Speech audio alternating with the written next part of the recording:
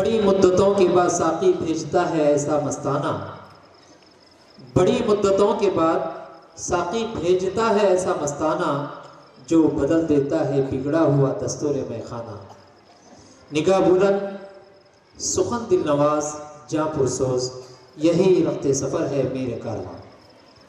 میری مراد اس سے ہمارے یہاں آئے ہوئے بہت ہی معزز مکرم مہمان خصوصی، واعظ شیر بیاں، رئیس القلم حضرت مولانا سید احمد ومیز ندوی صاحب دامت برکاتہم، خلیفہ محبوب العلماء والصلحاء حضرت مولانا پیر ذوالفقار صاحب دامت برکاتہم سے بہت ہی ادب کے ساتھ گزارش و التجا ہے کہ آپ اپنی قیمتی نصائی سے ہم سب کو محظوظ فرمائیں۔ رب العالمین، الحمدللہ نحمده ونستعینه ونستغفره ونؤمن به ونتوکل علیہ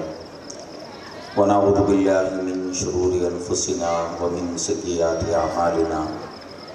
من یهده اللہ فلا مضل له ومن یضلل فلا ہادی له، ونشهد ان لا الہ الا اللہ وحدہ لا شریک له، ونشهد أن سيدنا ونبينا ومولانا محمدا عبده ورسوله، أرسله الله تعالى بالحق بشيرا ونذيرا وداعيا إلى الله بإذنه وسراجا منيرا، أما بعد فأعوذ بالله من الشيطان الرجيم، بسم الله الرحمن الرحيم، ووصى بها إبراهيم بنيه ويعقوب یا بنی ان اللہ اصطفى لكم الدین، یا بنی ان اللہ اصطفى لكم الدین فلا تموتن الا وانتم مسلمون۔ سبحان ربک رب العزۃ عما یصفون وسلام علی المرسلین والحمد للہ رب العالمین۔ اللہم صل علی سیدنا محمد وعلی آل سیدنا محمد المبارک وسلم۔ اللہم صل علی سیدنا محمد وعلی آل سیدنا محمد المبارک وسلم۔ اللہم صل علی سیدنا محمد وعلی آل سیدنا محمد المبارک وسلم۔ قابل احترام اسٹیج پر رونق افروز حضرات علماء کرام، بالخصوص ہمارے مربی و سرپرست بزرگ عالم دین حضرت مولانا عبدالخالق ندوی صاحب دامت برکاتہم، اور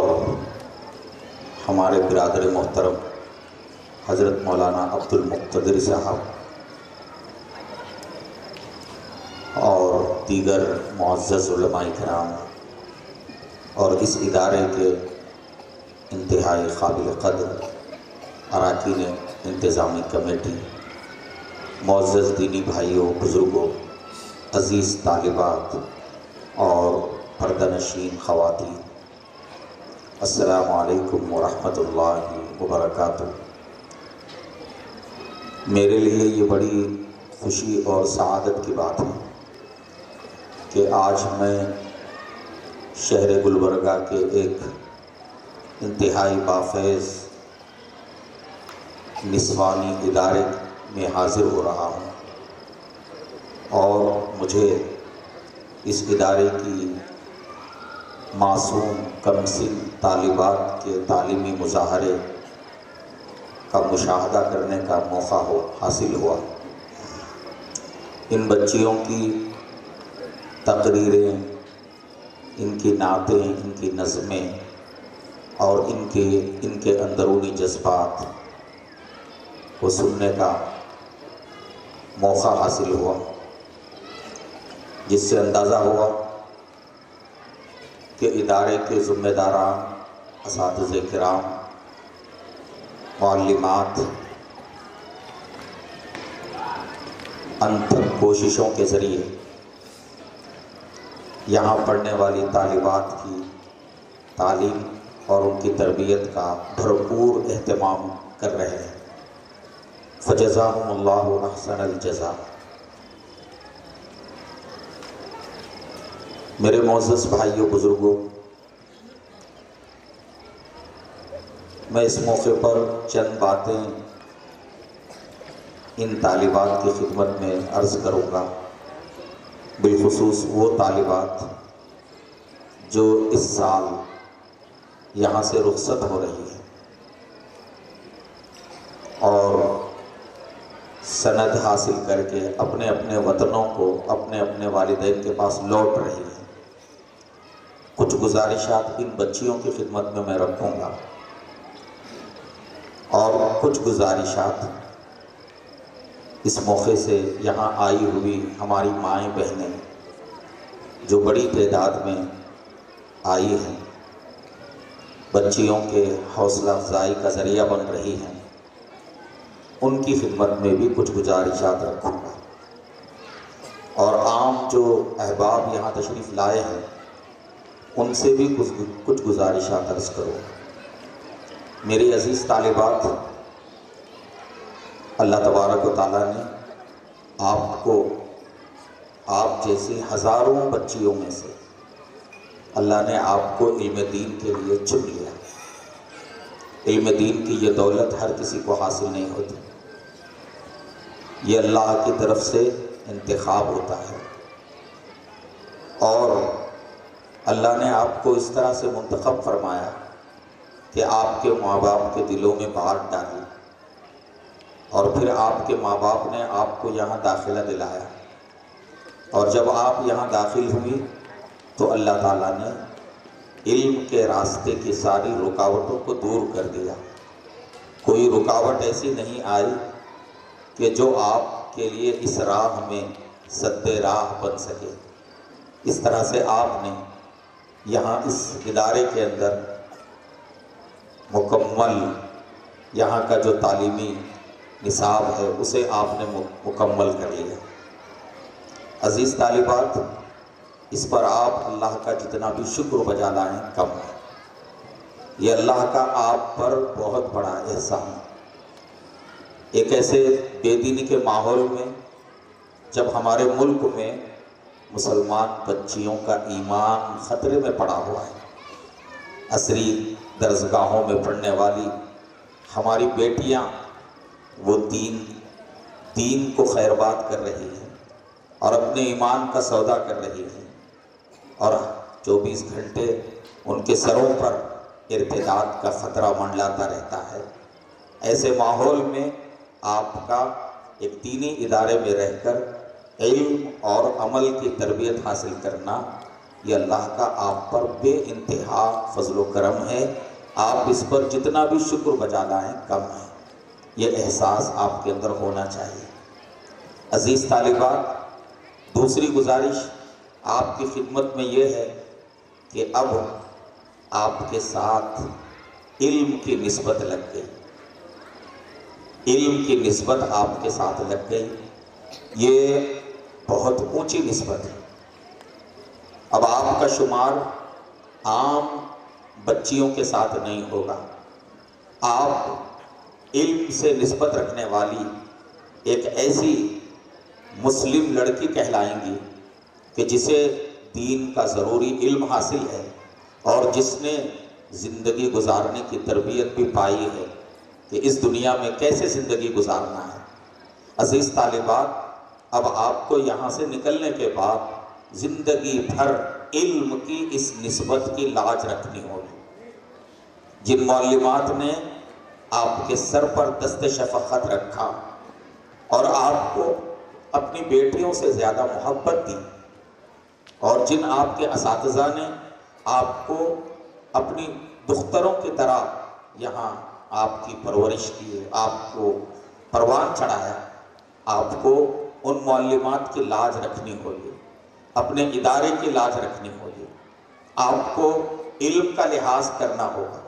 عزیز طالبات، آپ نے بارہا اپنی معلمات سے، اپنے اساتذہ سے سنا ہوگا کہ عمل کے بغیر علم یہ کل قیامت کے دن آپ کے لیے وبال بنے گا۔ بزرگوں کا قول علماء کے درمیان مشہور ہے کہ العلم بلا عمل وبال، بغیر عمل کا علم آدمی کے لیے وبال بنتا ہے، والعمل بلا علم ضلال، اور بغیر علم کے عمل کرنا یہ گمراہی ہے، والجمع بینہما کمال، علم اور عمل دونوں کو جمع کرنا،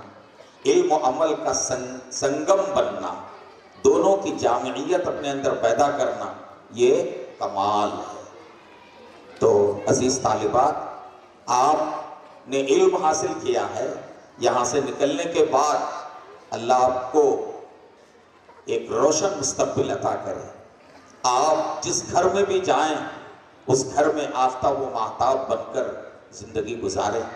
اللہ تعالیٰ جن خاندانوں میں آپ لوٹیں، اللہ پاک ان خاندانوں کو علم و عمل کی روشنی سے منور کرے۔ لیکن آپ کو اب زندگی بھر جو علم آپ نے یہاں حاصل کیا ہے اس علم پر عمل کرنا ہے۔ آپ نے اپنی معلمات سے جو تربیت پائی ہے اس تربیت کو موت تک جو ہے اس کا لحاظ کرنا ہے۔ حضرت مولانا غلام محمد وستانوی دامت برکاتہ، اللہ تعالیٰ حضرت کو صحت و عافیت کی نعمت عطا فرمائے اور ان کی عمر میں برکتیں عطا فرمائے۔ انہوں نے تعلیم نسواں کی جو مہم شروع فرمائی اور بالخصوص مومنہ کورس کے ذریعے، ان کے پیش نظر یہی بات ہے کہ ہماری طالبات کو علم اگرچہ تھوڑا حاصل ہو لیکن وہ تربیت لے کر مدرسوں سے نکلے اور ان کی باقی پوری زندگی علم کا نمونہ بنے، اور جو کچھ انہوں نے اخلاق کتابوں میں پڑھا ہے اور اپنی معلمات سے اور اپنے اساتذہ سے جن اخلاق کو سیکھا ہے وہ ان اخلاق کو اپنے خاندان میں اور اپنے رشتہ داروں میں اور اپنی مستقبل کے ازدواجی زندگی میں ان اخلاق کو استعمال کریں۔ اس لیے عزیز طالبات، آپ کو اپنے گھروں میں اور اپنے خاندانوں میں اور اپنے رشتہ داروں میں اونچے اخلاق کا حامل بننا چاہیے، سب سے آپ کو ممتاز رہنا چاہیے۔ آپ کا تقوی، آپ کی پرہیزگاری اور آپ کی نمازوں کی پابندی اور آپ کی قرآن کی تلاوت کی پابندی اور آپ کے اندر پایا جانے والا خدمت کا جذبہ، ان سب چیزوں کو دیکھ کر آپ کے خاندان والوں کو واضح فرق نظر آئے کہ مدرسے میں پڑھنے والی طالبہ وہ کالجوں اور اسکولوں میں پڑھنے والی طالبہ سے بالکل الگ ہوتی ہے، یہ اخلاق کا پیکر مجسم ہوتی ہے، اس کے اندر جو ہے نبوی اخلاق ہوتے ہیں، اس میں خدمت کا جذبہ ہوتا ہے، اس کے اندر نبی پاک صلی اللہ علیہ وسلم کی ہدایات کا سچا نمونہ اس کے اندر ہوتا ہے۔ تو اس کا آپ کو لحاظ رکھنا ہے۔ اس کے ساتھ ساتھ عزیز طالبات، آپ کو عملی میدان میں جاتے ہوئے آپ پر ایک دوہری ذمہ داری یہ بھی آتی ہے کہ آپ جس معاشرے میں جا رہی ہیں اس معاشرے کی اصلاح کا فریضہ انجام دینا۔ آج کا نسوانی معاشرہ طرح طرح کی خرابیوں کا شکار ہے، ہماری خواتین میں اعتقادی بگاڑ ہے، ہماری ماؤں بہنوں کو اپنی ذمہ داریوں کا احساس نہیں ہے، ہماری ماؤں بہنوں کا ایک بڑا جو ہے طبقہ وہ ہے جو دین کی بنیادی باتوں سے ناواقف ہے، اور ہماری ماؤں بہنوں کے اندر رسومات اور خرافات کا خوب جو ہے رواج ہے۔ جب آپ اپنے خاندانوں میں جائیں تو نسوانی معاشرے کی اصلاح کی آپ فکر کریں، آپ اپنے اہل خاندان کو، اپنے رشتہ دار خواتین کو، اپنے خاندان کی خواتین کو صحیح دین سمجھائیں اور خرافات و رسومات کا خاتمہ کریں اور ان کو علم کے زیور سے آراستہ کرنے کی فکر کریں۔ یہ ایک عالمہ ہونے کی حیثیت سے اور دین کا علم رکھنے والی ایک خاتون ہونے کی حیثیت سے یہ آپ پر بہت بڑی ذمہ داری ہے۔ میری عزیز طالبات، خدا کرے آپ کو اللہ پاک ایک بہترین جو ہے سسرال عطا فرمائے، جہاں آپ کو قدم قدم پر جو ہے سکون ہی سکون حاصل ہو۔ آپ کو کامیاب ازدواجی زندگی گزارنے کے لیے آپ نے ازدواجی زندگی کے لیے جن ہدایات اور جن تعلیمات کو آپ نے اس 3 سالہ زندگی میں پڑھا ہے ان کو جو ہے پیش نظر رکھنا ہوگا۔ اور آپ کو یہ جاننا ہوگا کہ کسی بھی قوم کی ترقی کا دار و مدار اس قوم کی ماؤں پر ہوتا ہے، اس قوم کی خواتین پر ہوتا ہے۔ جس قوم کی خواتین باشعور ہوتی ہیں، تعلیم یافتہ ہوتی ہیں اور خدا ترس ہوتی ہیں، تو اللہ تبارک و تعالیٰ اس قوم کے اندر ایسی نسلوں کو پروان چڑھاتے ہیں جو نسلیں سلطان صلاح الدین ایوبی اور ٹیپو سلطان اور دیگر جو اسلامی شخصیات گزری ہیں ان کی یادیں تازہ کرتے ہیں۔ یہ چند باتیں ہماری عزیز طالبات کی خدمت میں ہیں۔ میں چند باتیں اپنی ان ماؤں بہنوں کی خدمت میں بھی رکھنا چاہتا ہوں جو اس مبارک موقع پر یہاں آئی ہیں۔ میری مائیں بہنیں، آپ کو حالات کا صحیح شعور ہونا چاہیے۔ آپ کو امت مسلمہ کس نازک دور سے گزر رہی ہے اس کا صحیح ادراک ہونا چاہیے، اس کا صحیح ادراک ہونا چاہیے۔ آج مسلمانوں پر ہمارے ملک میں کیا کچھ مصیبتیں ٹوٹ رہی ہیں اور پوری دنیا میں اسلام اور مسلمانوں کے لیے کیسی کچھ سازشیں کی جا رہی ہیں، اور بالخصوص ہمارے ملک کے اندر اسلامی تشخص کے خاتمے کے لیے، مسلم پرسنل لا کو ختم کرنے کے لیے اور دین اسلام کے قوانین پر پابندی لگانے کے لیے جو کچھ منصوبے بنائے جا رہے ہیں، ہماری نئی نسلوں کے دین و ایمان کو ختم کرنے کے لیے جو طویل منصوبہ بندی کی گئی ہے، اور اس منصوبہ بندی کو اس وقت جو ہے عملی جامہ پہنایا جا رہا ہے، میری مائیں بہنیں، آپ کو ان حالات کا شعور ہونا چاہیے۔ ہم ایک ایسے ملک میں رہ رہے ہیں جہاں فرقہ پرستوں کا ایک ٹولہ ہے جو ملک کی آزادی کے روز اول سے وہ اس ملک کے مسلمانوں کا سخت مخالف رہا ہے۔ اس فرقہ پرست ٹولے کا ایک ہی نشانہ ہے، اس ملک میں فرقہ پرست ٹولے کا ایک ہی ایجنڈا ہے مسلمانوں کے تعلق سے، وہ یہ ہے کہ اس ملک کے مسلمان دین و ایمان سے دستبردار ہو جائیں، اپنے مذہب سے اور اپنے تشخص سے، اسلامی جو ہے تہذیب اور اسلامی شناخت سے دستبردار ہو جائیں۔ اگر انہیں اس ملک میں رہنا ہے، اگر وہ اپنے دین پر رہنے پر اصرار کریں گے تو پھر ان کے لیے اس ملک میں رہنا اور اس ملک میں جینا دو بھر کر دیا جائے گا۔ وہ اس ایجنڈے پر گزشتہ تقریباً یوں سمجھیے کہ 70-80 سال سے زائد عرصے سے وہ اس ایجنڈے پر عمل پیرا ہے، اور آج ان کی کوششیں برابر ہو چکی ہیں اور اقتدار ان کے ہاتھ میں آ چکا ہے، اور وہ تعلیمی نظام کو بدل چکے ہیں۔ ملک کا تعلیمی نظام اب تک جو سلسلہ چل رہا تھا، انگریزوں نے جو نظام بنایا تھا اسی میں جزوی ترمیم و تبدیلی کے ساتھ ملک کا تعلیمی نظام چل رہا تھا، لیکن اس وقت ہمارے ملک کے اندر نئی تعلیمی پالیسی لائی جا چکی ہے، اور اس نئی تعلیمی پالیسی کا خاص جو ہے امتیاز اور اس کی خصوصیت یہ ہے کہ اس نئی تعلیمی پالیسی کے اندر مسلم بچوں کے دین و ایمان کو نشانہ بنانے کا جو ہے خاص جو ہے مسلم بچوں کے مسلمانوں کی نئی نسل کے دین و ایمان کو نشانہ بنایا گیا ہے۔ اس نئی تعلیمی پالیسی کے تحت جو سیلیبس تیار کیا گیا ہے، اس سیلیبس کے اندر باقاعدہ یعنی پورے عزم اور ارادے کے ساتھ، سوچے سمجھے منصوبے کے ساتھ سیلیبس کے اندر مشرکانہ افکار اور خود پرستانہ خیالات اور مشرکانہ تہذیب، مشرکانہ سوچ اس کے اندر شامل کر دی گئی ہے۔ یہ زہر کی طرح جو ہے اس کو کھول دیا گیا ہے۔ اب ہمارے یہ بچے جو اسکولوں میں اصلی تعلیم حاصل کرنے جاتے ہیں، یہ صرف تعلیمی حاصل نہیں کر رہے ہیں بلکہ یہ شرک کا زہر بھی ہلکا زہر بھی یہ اپنے اندر لیتے چلے جا رہے ہیں۔ ایسے حالات میں جبکہ اس ملک کے اندر مسجدوں کو ڈھایا جا رہا ہے، مدرسوں پر بلڈوزر چلائے جا رہے ہیں، اور مدرسوں کے نظام کو بدلنے کے لیے نت نئے قوانین بنائے جا رہے ہیں، میری مائیں بہنیں ان حالات میں آپ کا کردار بہت زیادہ اہمیت کا حامل ہے۔ میری مائیں بہنیں، آپ کو یہ بات ذہن میں رکھنا ہے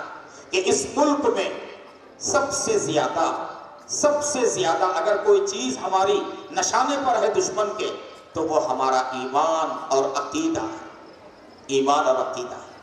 میں ہر جگہ جہاں بھی مجھے جانے کا اتفاق ہو رہا ہے، ہر جگہ میں یہ بات دہرا رہا ہوں کہ اس ملک کے مسلمانوں کا سب سے بڑا مسئلہ، ہندوستان کے مسلمانوں کا سب سے بڑا مسئلہ اپنی نئی نسل کے ایمان کو بچانے کا مسئلہ ہے۔ یہاں تعلیم کا مسئلہ ہو سکتا ہے، معاش کا مسئلہ ہو سکتا ہے، اور سیاسی بے وزنی بھی ہمارا مسئلہ ہو سکتی ہے، لیکن اس ملک میں ہمارا اگر سب سے بڑا اہم مسئلہ اگر کوئی ہے تو وہ ہماری نسلوں کے ایمان کو بچانے کا مسئلہ ہے۔ اس وقت ہماری نسلوں کے سروں پر خطرات، ان کے ایمان پر خطرات منڈلا رہے ہیں۔ ایک طرف نئی تعلیمی پالیسی کو لا کر چھوٹے بچے جو اسکولوں میں پڑھتے ہیں ان بچوں کی ذہن سازی کی جا رہی ہے، اور ان کے اندر جو ہے شرک کے زہر کو گھولا جا رہا ہے، اور دوسری طرف کالجوں میں پڑھنے والی جو ہماری بیٹیاں ہیں، دختران ملت ہیں، میری مائیں، آپ کو معلوم ہوگا آج کل تو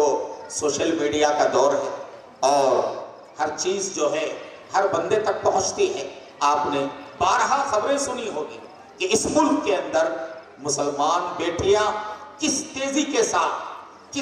کے ساتھ مرتد ہو رہی ہیں، اور کس تیزی کے ساتھ کالجوں کے اندر اپنے غیر مسلم ساتھیوں کے ساتھ جو ہے شادی رچا رہی ہیں۔ ہاں، یعنی یوں سمجھیے گزشتہ 10-15 سال کے دوران،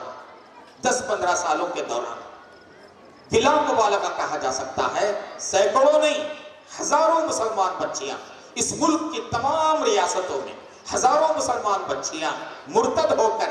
غیر مسلم بچوں کے حوالے ہو چکے ہیں۔ یہ صورتحال ہمارے لیے ایک بہت بڑا چیلنج، ہمارے لیے ایک بہت بڑا خطرہ ہے۔ جس ملک میں ہزاروں دینی مدارس کام کر رہے ہوں، جس ملک میں سینکڑوں تنظیمیں دین کے نام سے،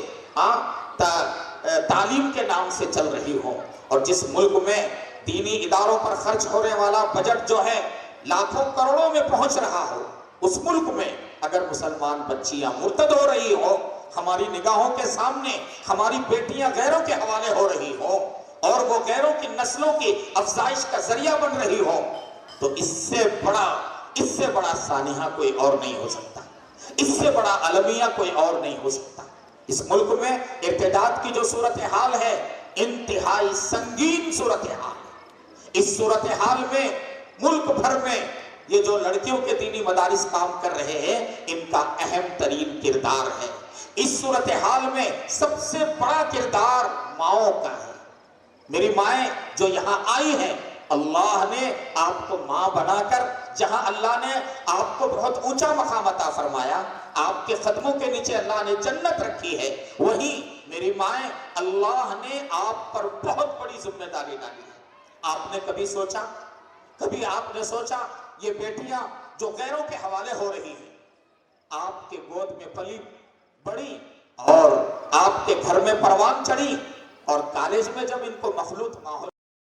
وہاں غیر مسلم بچوں کے ساتھ ساتھیوں کی صحبت مل گئی، تو ان کے لیے اپنے ایمان سے دستبردار ہونا کیسے آسان ہو گیا، کیسے انہوں نے یہ گوارا کر لیا کہ میرا ایمان چلا جائے، میں ایمان کو جانے دوں گی، لیکن میں اپنے دوست کو جس سے مجھے محبت ہے میں اس کا ساتھ نہیں چھوڑوں گی۔ میری مائیں، ذرا آپ نے غور کیا ہماری ان بیٹیوں کی یہ حالت کیسے ہوئی؟ یوں ہی نہیں ہوئی۔ اگر آپ مائیں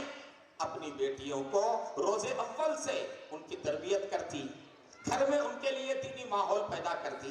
ان کو خدا و رسول کا جو ہے خدا و رسول کی پہچان کرواتی، ان کو بتاتی کہ ایمان کتنی بلند چیز ہے، آپ نے کبھی انہیں نہیں بتایا کہ اس دنیا میں، اس کائنات میں کسی انسان کو ملنے والی اگر کوئی سب سے بڑی نعمت ہے، سب سے بڑی اگر کوئی دولت ہے، وہ نعمت ایمان۔ ایمان سے بڑھ کر کوئی نعمت نہیں۔ ایک مسلمان چاہے وہ کتنا ہی خستہ حال ہو، اس کے پاس رہنے کو مکان نہ ہو اور پہننے کو صحیح کپڑے نہ ہو، اور وہ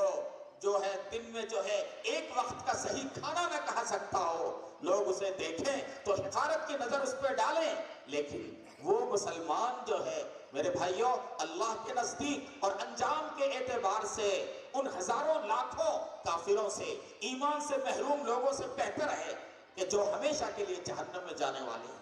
ایمان اتنی بڑی دولت ہے میری مائیں، ہم نے اپنے گھروں میں اپنے بچوں کو ایمان نہیں سکھایا، ہم نے ان کے دلوں میں اللہ کی محبت نہیں بٹھائی۔ اگر ہم ان کے دلوں میں نبی کی محبت بٹھاتے تو یہ ہماری بچیاں کالجوں میں جا کر اپنے نبی سے جدائی کو برداشت نہ کرتی۔ جس نبی نے ہم عورتوں کو جس نبی نے اونچا مقام عطا فرمایا، سب سے بڑا احسان اسلام کا اور پیغمبر اسلام کا سب سے بڑا احسان عورتوں پر ہے۔ پیغمبر اسلام کی بعثت سے پہلے، آپ کی آمد سے پہلے عورت کا کتنا برا حال تھا اور عورت کی کیا درگت تھی ہم اچھی طرح جانتے ہیں۔ عورت کو جینے کا حق نہیں تھا، عورت کو علم حاصل کرنے کا حق نہیں تھا، عورت کو ایک باعزت خاتون کے طور پر زندگی گزارنے کا حق نہیں تھا۔ لڑکی پیدا ہوتی تو اسے لے جا کر باپ اپنے ہاتھوں سے زندہ خبر میں دفن کر دیا کرتا تھا۔ عورتوں پر ظلم عام بات تھی، عورت کو میراث کی طرح جو ہے نا تقسیم کر لیا جاتا تھا اور میراث میں عورت کو محروم کیا جاتا تھا۔ اللہ کے نبی کی آمد سے پہلے یہ حال تھا۔ محمد الرسول اللہ صلی اللہ علیہ وسلم اس دنیا میں تشریف لائے تو آپ نے بنت حوا کے سر پر دوپٹہ رکھا، آپ نے بنت حوا کے مقام و مرتبے کو اتنا بلند کیا کہ عورت اگر بیوی ہے فرمایا کہ یہ دنیا کا سب سے بہترین سرمایہ ہے، عورت اگر بیٹی ہے تو فرمایا کہ جس کسی نے اپنی ایک بیٹی کو اچھی تعلیم و تربیت دی وہ بیٹی اس کے لیے کل قیامت کے دن جہنم سے چھٹکارے کا، جہنم سے آڑ کا ذریعہ بنے گی۔ عورت اگر ماں ہے تو فرمایا کہ اس کے قدموں کے نیچے جنت ہے۔ عورت ہر حال میں اللہ کے نبی نے عورت کے مقام و مرتبے کو بلند فرمایا۔ میری مائیں، عورتوں پر یہ اللہ کا اور اللہ کے رسول کا احسان ہے۔ اگر ایک مسلمان لڑکی اپنے ایمان کا سودا کرتی ہے تو وہ سب سے زیادہ احسان فراموش ہے، وہ اپنے انجام سے جو ہے بے خبر ہے۔ مگر میری مائیں، میں آپ کی خدمت میں یہ عرض کروں گا، اللہ کے واسطے اس صورتحال پر سب سے زیادہ فکر مند آپ کو ہونا ہے۔ یہ آپ کی تربیت کی کمی کا نتیجہ ہے۔ آپ نے تربیت کا حق ادا نہیں کیا۔ کیا آپ کو نہیں معلوم کہ آپ کی گود میں، آپ کے پیٹ میں جب جو ہے آپ کو اللہ اولاد دیتا ہے، لڑکا ہو یا لڑکی ہو، تو سب سے پہلے اولاد آتے ہی آپ کیا کرتی ہیں؟ آپ کے شوہر اور آپ کے ماں باپ کیا کرتے ہیں؟ سب سے پہلے نومولود کے ایک کان میں اذان اور دوسرے کان میں اقامت کہی جاتی ہے۔ میری مائیں، آپ کو پتا ہے یہ عمل کیوں کروایا جاتا ہے؟ یہ محض ایک رسم نہیں ہے، اس سے ماں باپ کو توجہ دلائی جا رہی ہے۔ دیکھو، تمہارا کام صرف بچوں کے کھانے پینے کا انتظام کرنا نہیں ہے، تمہارا کام صرف بچے اگر بیمار ہوں تو انہیں جو ہے علاج کرانا ہی نہیں ہے، تمہاری ذمہ داری بس اتنی نہیں ہے کہ تم اپنے بچوں کے لیے رہنے کے لیے مکان کا انتظام کرو، پہننے کے لیے اچھے کپڑوں کا انتظام کرو، بلکہ تم پر اس سے بڑی ذمہ داری ہے کہ پیدا ہونے والی یہ نسل اور یہ اولاد، اس کو جو ہے اس کو اللہ اور اس کے رسول کی پہچان کروانا، اس کو جو ہے دیندار بنانا اور اس کے رگ و ریشے کے اندر اللہ اور اللہ کے نبی کی محبت کو جو ہے بسانا، یہ تمہارا کام ہے۔ آپ نے اسلام میں تربیت اولاد کے جو اصول ہیں ان اصولوں کو آپ نے علماء کرام سے بارہا سنا ہوگا۔ آپ کی ذمہ داری ہے میری مائیں، آپ اس طوفان کو، ارتداد کے اس سیلاب کو روکنے کے لیے سب سے پہلی ذمہ داری آپ کی کیا ہے؟ وہ ہے بہترین گھریلو تربیت کا اہتمام کرنا۔ اگر بچپن سے ہمارے بچوں اور ہماری بچیوں کو بچپن ہی سے بہترین تربیت ملے تو یہ ممکن نہیں کہ ہماری بچیاں کسی بھی ماحول میں جائیں اور وہ اس ماحول سے متاثر ہو۔ آج گھریلو تربیت سے ہم غافل ہیں، ہمیں پتہ نہیں ہے اللہ کے نبی اپنے نوازوں کی تربیت کیسے کرتے تھے، ہمیں پتہ نہیں کہ سیدہ فاطمہ رضی اللہ عنہا نے اپنے جو ہے صاحبزادوں کو کیسے جو ہے ان کو پروان چڑھایا، ہاں، حضرت شیخ عبد القادر جیلانی محبوب سبحانی کی والدہ نے کیسے جو ہے ان کی تربیت کی کہ وہ محبوب سبحانی بن گئے۔ ہمیں پتا ہے کہ جتنے اللہ والے اس دنیا میں آئے اور جتنی بڑی بڑی شخصیتیں اس دنیا میں پیدا ہوئی، ان شخصیتوں کو وہ اس مرتبے پر پہنچانے میں ان کی ماؤں کی تربیت کا بڑا دخل رہا ہے۔ امام بخاری رحمۃ اللہ علیہ، ان کی بخاری شریف آج دینی مدارس میں پڑھائی جاتی ہے اور بخاری کے اختتام کی مجلس منعقد کی جاتی ہے۔ یہ بخاری جو قرآن پاک کے بعد سب سے صحیح ترین کتاب کہلاتی ہے، علماء کا اجماع ہے، علماء کا جملہ مشہور ہے بخاری کے بارے میں، اصح الکتب بعد کتاب اللہ کتاب البخاری۔ میری مائیں، آپ کو پتا ہے یہ بخاری امت کو کیسے ملی، کس کی وجہ سے ملی؟ یہ بخاری جو امت کو ملی ہے، یہ امام بخاری کی والدہ کی تربیت کا صدقہ ہے۔ اس ماں نے جس کے جو ہے نا شوہر کا انتقال ہو چکا تھا، امام بخاری کے والد انتقال کر چکے تھے۔ امام بخاری جب پیدا ہوئے تو وہ یتیم تھے، ماں کے کندھوں پر جو ہے نا تربیت کی ذمہ داری تھی۔ ماں بہت زیادہ فکر مند تھی، ماں اپنے بیٹے کے لیے دعاؤں کا اہتمام کرتی تھی۔ بچپن میں امام بخاری کی جو ہے بینائی چلی گئی، ماں جو ہے مایوس نہیں ہوئی، اللہ سے دعاؤں کا اہتمام کرتی تھی اور ان کی دعاؤں کے نتیجے میں اللہ نے امام بخاری کی بینائی کو لوٹا دیا۔ امام بخاری کی والدہ نے بچے کی ایسی تربیت کی کہ اللہ تبارک و تعالیٰ نے اس بچے کے ذریعے سے بخاری شریف جیسی کتاب اللہ نے امت کو عطا کیا۔ میری مائیں، گھریلو تربیت پر ہمیں بہت زیادہ توجہ دینے کی ضرورت ہے۔ آج کا ماحول گندا ماحول ہے، انتہائی شیطانی ماحول ہے، ہر طرف شیطانیت جو ہے رقص کرتی ہوئی نظر آ رہی ہے۔ آدمی گھر سے باہر نکلتا ہے تو اس کا ایمان کا بچنا مشکل ہو جاتا ہے۔ آج کا دور وہی دور ہے جس دور کی نشاندہی رسول خدا صلی اللہ علیہ وسلم نے فرمائی تھی کہ بادروا بالاعمال فتنا كقطع الليل المظلم يصبح الرجل مؤمنا ويمسي كافرا ويمسي مؤمنا ويصبح كافرا۔ اللہ کے نبی نے فرمایا کہ لوگوں، ان خطرناک فتنوں کے آنے سے پہلے نیک اعمال میں جلدی کر لو۔ وہ ایسے خطرناک فتنے ہوں گے کہ آدمی اگر صبح کو اگر ایمان کی حالت میں ہے تو رات ہوتے ہوتے اس کا ایمان چلا جائے گا، رات کو اگر ایمان کی حالت میں ہے تو صبح ہوتے ہوتے اس کا ایمان جو ہے رخصت ہو جائے گا۔ آج امت مسلمہ اسی دور سے گزر رہی ہے، نتنے فتنے ہیں میری مائیں۔ آپ کو معلوم ہے اب ہمارے ہندوستان کی صورتحال یہ ہے کہ ابھی علماء ایک فتنے سے نمٹ نہیں پاتے، دوسرا فتنہ شروع ہے۔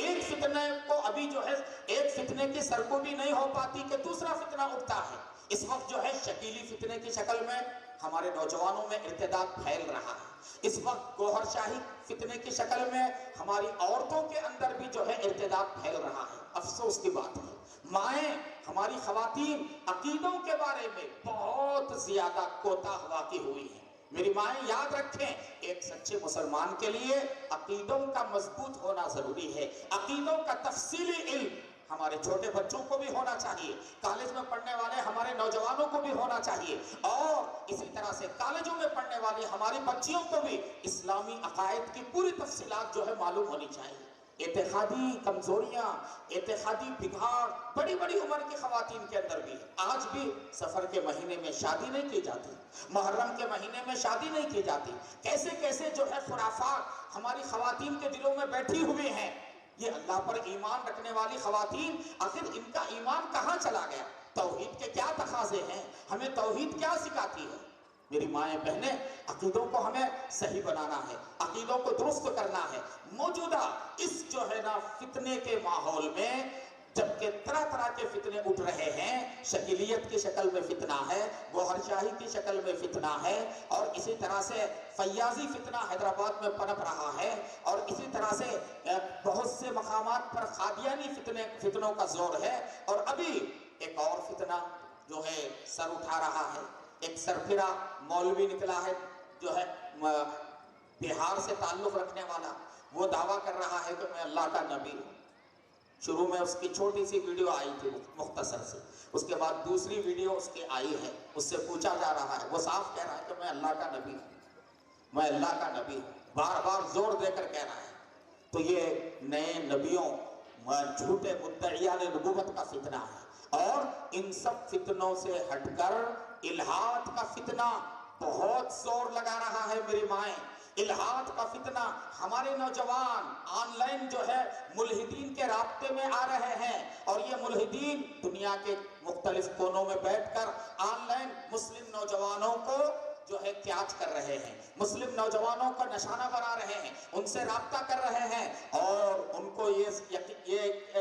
ان کا ذہن بنا رہے ہیں کہ دیکھو جنت، جہنم، خدا، آخرت، یہ ساری چیزیں جو ہے نعوذ باللہ بالکل جو ہے یہ سب افسانے ہیں، ان کی جو ہے کوئی حقیقت نہیں ہے۔ آج یہ الہاد کا فتنہ عرب ملکوں میں بھی تیزی سے پھیل رہا ہے، اور عرب نوجوان بھی اس سے متاثر ہو رہے ہیں، اور ہمارے بر صغیر کا جو علاقہ ہے وہ علاقہ بھی جو ہے اس سے متاثر ہو رہا ہے۔ انٹرنیٹ اور موجودہ یعنی یہ جو موبائل کی سہولت کے نتیجے میں دنیا کے کسی کونے میں کوئی ایک فتنہ اٹھتا ہے تو دوسرا کونا اس سے متاثر ہوتا ہے۔ آپ کو معلوم ہوگا چند سال پہلے ایک بندہ جو ہے ناروے میں بیٹھ کر،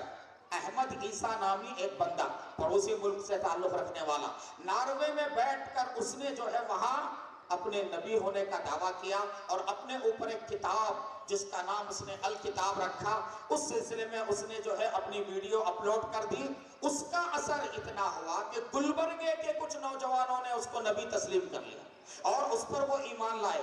علماء کرام نے ان نوجوانوں کا پیچھا کیا اور ان کو سمجھایا، جب جا کر جو ہے یہ نوجوان باز آئے۔ تو یہ ایسا جو ہے فتنے کا دور ہے کہ کسی بھی علاقے میں کوئی فتنہ اٹھتا ہے تو دوسرے علاقے اس سے متاثر ہوتے ہیں۔ اس لیے میں اپنی ماؤں سے گزارش کروں گا، پہلا کام آپ کا تربیت، گھریلو تربیت کا آپ اہتمام کریں۔ اگر آپ یہ چاہتی ہیں کہ آپ کی بیٹیاں ان کا ایمان محفوظ رہے تو بچپن سے ان کی گھریلو تربیت کا اہتمام کریں، اور آپ اپنی بچیوں کو اور اپنے بچوں کو بچپن میں مکتب کی تعلیم کے بارے میں انتہائی سنجیدہ ہو جائیں۔ آج کے دور میں مکاتب کا قیام اور مکتب کی تعلیم سے اپنی نئی نسل کو جوڑنا، اسکولوں میں پڑھنے والے بچوں اور بچیوں کو مکتب کے نظام سے جوڑنا آج کا جہاد ہے، یہ آج کا سب سے بڑا جو ہے فریضہ ہے، سب سے بڑا فریضہ ہے۔ اس وقت ہمارے اکابر کہہ رہے ہیں کہ بڑے بڑے دارالاقامہ کے مدرسے قائم مت کرو،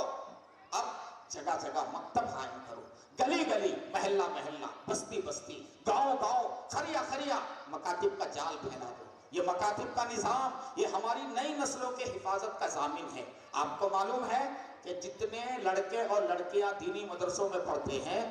وہ سارے لڑکے اور لڑکیوں کا پرسنٹیج جو ہے مسلمان بچوں میں صرف 3 سے 4% ہے، یعنی 3 سے 4% مسلمان بچے مدرسوں میں پڑھ رہے ہیں، بقیہ 90% سے زائد مسلمان بچے وہ اسکولوں میں تعلیم حاصل کر رہے ہیں۔ ظاہر ہے کہ یہ 90% سے زائد اسکول میں پڑھنے والے بچوں کا ایمان بچانا یہ ہماری اہم ترین جو ہے ذمہ داری ہے۔ تو اس کے لیے گھریلو تربیت کا اہتمام، اور اپنے بچوں کو مکتب کی تعلیم کا اہتمام، اور اپنی بڑی عمر کی جو بچیاں ہیں، آپ کی جو کالج کی بچیاں ہیں، اللہ کے واسطے میں گزارش کروں گا اور بہت منت سماجت سے میں گزارش کروں گا، اپنی بچیوں کو عصری تعلیم ضرور دلائیں، 10ویں تک تعلیم دلائیے، زیادہ سے زیادہ 12ویں تک دلائیے۔ آگے کی تعلیم اگر دلانا ہو تو مسلم کالج کا انتخاب کیجیے، غیر مسلم مینجمنٹ کے تحت جو مخلوط کو ایجوکیشن والے جو کالجز ہیں ان کالجوں میں اپنی بچیوں کو بھیجنا اور وہاں داخلہ دلانا گویا ان کو کفر کے حوالے کرنا ہے، ان کو ارتداد کے حوالے کرنا ہے۔ آج سب سے زیادہ ہماری جو بچیوں میں ارتداد آ رہا ہے اور مسلمان بچیاں غیر مسلم جوانوں کے ساتھ جو فرار ہو رہی ہیں وہ کالج کے راستے سے، مخلوط نظام تعلیم جو ہماری بچیاں کالجوں میں جو ہے لڑکوں کے ساتھ جو ہے ایک ساتھ اور غیر مسلم لڑکوں کے ساتھ، ظاہر ہے کہ مسلمان والدین ایسے کالجوں میں اپنی بچیوں کو داخلہ دلا کر گویا بزبان حال وہ یہ کہہ رہے ہیں کہ ہم اپنی بچیوں کو ہماری بچی مرتد ہو جائے، کافر کے ساتھ بھاگ جائے اور کچھ بھی ہو جائے اس سے ہمیں کوئی فرق نہیں پڑتا، مگر بچی تعلیم حاصل کرنا چاہیے۔ یہ انتہائی غلط رجحان ہے، یہ انتہائی غلط سوچ ہے۔ اللہ کے لیے اپنی بچیوں کو مخلوط ماحول سے بچائیے، ایسے کالجوں سے اپنی بچیوں کو بچائیے، اس کے بغیر آپ ارتداد کے سیلاب کو روک نہیں سکتے، اپنی بیٹیوں کا ایمان جو ہے آپ بچا نہیں سکتے۔ اور اس کے ساتھ ساتھ آج ارتداد کے لیے ایک بہت بڑا ذریعہ، ارتداد کا جو سبب بن رہا ہے وہ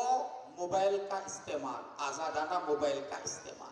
یہ موبائل ہماری بچیوں کے ہاتھوں میں آ گیا، والدین اپنی بچیوں کے بارے میں بالکل بے فکر ہیں کہ ہماری بچی غلط نہیں کر سکتی ہے اور ہماری بچی کو کچھ نہیں ہوگا، چنانچہ یہ بچیاں جو ہے غیر مسلم نوجوان مسلمان بچیوں سے رابطے میں آ رہے ہیں۔ اور رابطے میں کیسے لایا جاتا ہے؟ پہلے غیر مسلم بچیاں جو ہے مسلمان بچیوں کو غیر مسلم نوجوانوں سے ملاتی ہیں اور وہ درمیان میں پل کا کام کرتے ہیں، اور یہ منظم طریقے سے یہ کام ہو رہا ہے۔ ہمارے ملک کے اندر یہ مسلمان بچیوں کے ارتداد کا جو معاملہ ہے یہ یوں نہیں ہو رہا ہے، فرقہ پرست جماعتوں کی جانب سے باقاعدہ اعلان ہے کہ اگر کوئی کسی مسلمان بچی کو محبت کی جال میں پھانس کر اس سے نکاح کرے گا، شادی کر لے گا، تو اسے اتنے لاکھ روپے دیے جائیں گے، اسے مکمل سیکورٹی فراہم کی جائے گی، اس کے تمام کیسز جو ہے وہ لڑے جائیں گے، اس میں کسی قسم کی اس کو پریشانی نہ ہوگی۔ باقاعدہ فرقہ پرست تنظیموں نے باقاعدہ اعلان کیا ہے، اور وہ ان کا اعلان، اس کی ویڈیو جو ہے باقاعدہ سوشل میڈیا پر عام ہوئی ہے۔ ایسے ماحول میں میری مائیں بہنیں اپنی بیٹیوں کے ایمان کو بچانے کی فکر کیجئے۔ آپ کی بیٹی اگر کم تعلیم یافتہ ہو لیکن اگر اس کو دین، اس کا ایمان اگر محفوظ ہو تو یہ سستا سودا ہے، اور اگر اعلیٰ تعلیم اگر کفر کے ساتھ آئے، ارتداد کے ساتھ آئے تو ایسی تعلیم پر لعنت۔ بہتر یہ ہے کہ 10ویں یا 12ویں کے بعد ہم اپنی بچیوں کو دینی مدرسوں میں داخلہ دلائیں۔ دینی مدرسے، یہاں کیا ہوگا؟ ہماری بچیاں، انہوں نے